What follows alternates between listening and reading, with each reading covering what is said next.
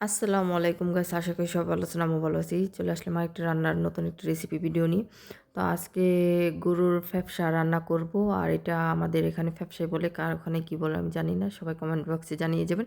তো এই ফ্যাপসাটা আমি সুন্দর করে পরিষ্কার করে ধুয়ে এখন একটু সিদ্ধ করে নিব, যেন একটু কাঁচা ভাবটা চলে যায় আর একটা বাজে স্মেল থাকে ওইটাও যেন চলে যায়। তারপরে আমি সুন্দর করে ধুয়ে এখন এটা রান্না করে নেব।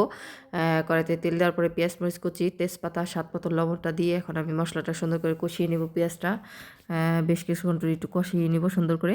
কষানো হয়ে গেলে আমি আদা রসুনের পেস্টটা দিয়ে ভালো করে একটু ভেজে নেব। ভেজে নেওয়ার পরে এখানে আমি কষানোর জন্য পানি দিয়ে দেবো। পানি দেওয়ার পরে এক এক করে আমি সেই সব গুঁড়ো মশলাগুলি দিয়ে দিব। মরিচের গুঁড়ো, হলুদের গুঁড়ো, ধনিয়ার গুঁড়ো, গরম মশলার গুঁড়ো,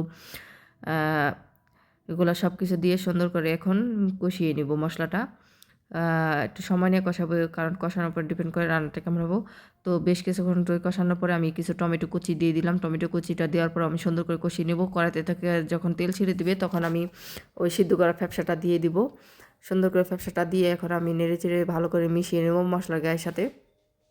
সুন্দর করে মিশিয়ে নিয়ে এখন রান্নাটা করে নেব, সুন্দর করে কষাবো। মিশানো হয়ে গেলে আমি ঢাকনা দিয়ে ঢেকে দিব। আর তারপরে বেশ কিছুটাই পানি ছেড়ে দিছে।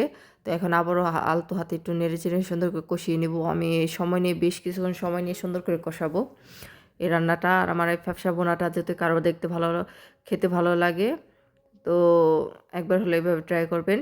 আর আমার রান্নার ভিডিওটা কেমন হয়েছে সবাই জানাবেন। একটা হলেও লাইক কমেন্ট শেয়ার করে যাবেন। পেজটাকে ফলো দিতে ভুলবেন না।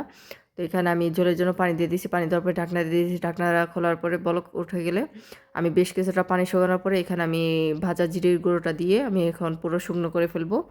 আর এটা কোনো ঝোল থাকবে না, একদম তেল ছেড়ে দিবে। তো ওরকম শুকনো শুকনো করে নেব। এরকম হলে খেতে ভালো লাগে। তো এই তো আমার রান্নার ফাইনাল ভিডিও।